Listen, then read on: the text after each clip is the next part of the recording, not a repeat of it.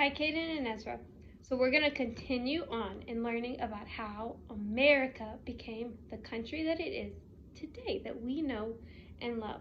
So remember, a couple days ago we learned about cattle ranching and the move west and how the railroad was built and it connected from the Pacific Ocean to the Atlantic Ocean all the way across. People could now travel back and forth across the United States. So America was growing quickly. To people from other countries, America sounded like a place where their dreams could come true. By the late 1800s, hundreds of thousands of people left their countries to become new Americans. So they left their countries to come to our country. They were called immigrants. An immigrant is a person who leaves his own country to make his home in a new country. New Americans came from countries all over the world. Most immigrants could not take all of their belongings when they moved to America. Some could not even take their suitcases. They had very little money. Some were leaving countries where they could not own their own land or they couldn't own their own business. Some did not have freedom to practice their own religion. Some came from countries where there was not enough food. No matter where they came from or their reason for coming, these immigrants all wanted to become Americans. They came with a great desire to build a new life in a free country. In the United States, they were free to follow their dreams. Each immigrant had a dream he hoped would come true in the United States. What were some of these dreams? What do you think? Think about that for a minute.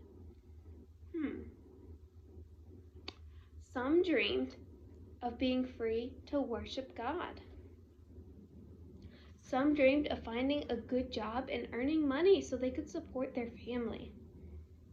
Some dreamed of every child, including their own children, getting an education because in other countries, not every kid is allowed to go to school. And some dreamed of owning their own land or their own house. Some of these dreams came true right away. Other dreams took longer. For many, English was a new language to learn, and they had to find jobs to provide for their families. To become a citizen of a new country takes courage, hard work, and lots of determination. Yet, to these new Americans, it was all worth it. They were proud to call America their home. Irving Berlin was born in Russia in 1888.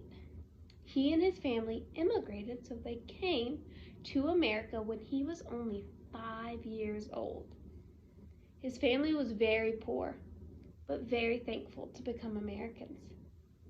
Irving had a great love for music.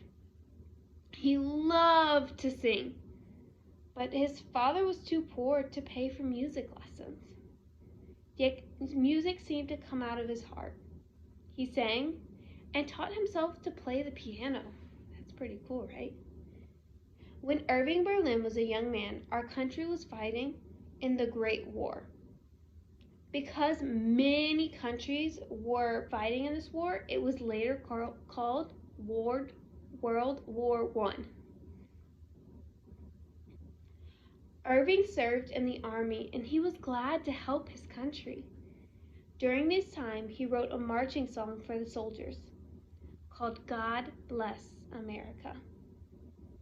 This song does not work as a marching song, he thought, so he put it away and forgot about it. About 20 years passed, and Kate Smith, a famous singer, asked Mr. Berlin if he had a song that she could sing to remember the veterans of World War I. On the night of November 11th, remember that's Veterans Day, that was yesterday. On the night of November 11th, 1938, Kate Smith sang God Bless America for the first time on radio. Soon after this, America was fighting in another war, World War II. It was a very sad time for all Americans. and Irving Berlin's song, God Bless America, helped cheer them up. The words of this patriotic song have encouraged Americans during difficult times ever since. So he was an immigrant. He came to America with his parents to start a new life, and he wrote this song. America is sometimes called the land of opportunity. Opportunity is a pretty big word. That means you have a chance to do something and to make something of yourself. Not every country gives every person a chance. America is the land of opportunity because we have a free enterprise system. Now that's a pretty big word. Free enterprise means that people can choose to open a business and earn their own money. So in other countries, people can't just choose to start their own business. They have to get approval from the government, and the government could say no. Many of the people who immigrate to America came for this kind of freedom so that they could open their own country. Many new Americans were able to open successful businesses.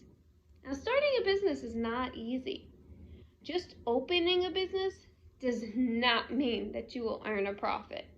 It takes hard work, determination, and lots of wisdom. Maybe you have opened a lemonade stand in the summertime, or you've seen the snowball stands in your neighborhood. It will be easy for you to understand how businesses work if you think about it this way. Let's pretend that Mr. Farmer raises chickens. He sells his eggs at the roadside stand. The eggs are his goods. Now, when Mrs. Cook needs to buy eggs for breakfast, she goes to Mr. Farmer's stand, and Mrs. Cook is the consumer. Her family will eat or consume the eggs. So like when we go to the grocery store to buy eggs, we are the consumer because we're going to eat or consume that product. Mr. Farmer is the producer. His chickens produce, so they make the eggs. If Mr. Farmer has a lot of eggs and Mrs. Cook is his only customer, the price of eggs will not be high. But if more customers come to Mr. Farmer's stand, his price of eggs may go up because now the eggs are more important. Mr. Farmer's eggs are in high demand now because more people want them. We call this supply and demand. The bigger the supply, so the more eggs you have, but the smaller number of people who want them, the smaller the demand, the lower the price will be. But the smaller the supply, so the less eggs you have, and the bigger the demand, more people who want them, the higher the price will be.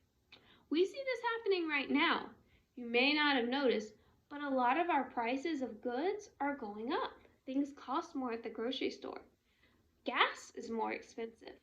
That's because lots of people want these things, but there aren't as many products. This is true for a small business, like a roadside stand, or a very large business. Think of a factory that makes toys. When a new toy comes out and everybody wants it, there may be a limited supply. The toy is going to be expensive. But as more and more toys are made and more people buy the toy, there will be less demand for it and the cost will go down. A lot of times they go on sale. Some new Americans found jobs in large cities working in factories, like in Chicago. These factories made many products that were sold for profit, so for gain. Others helped to build railroads, roads, bridges, and tall city buildings. The building of America took a lot of work. And the Americans who helped to build America believed that hard work would help them to succeed.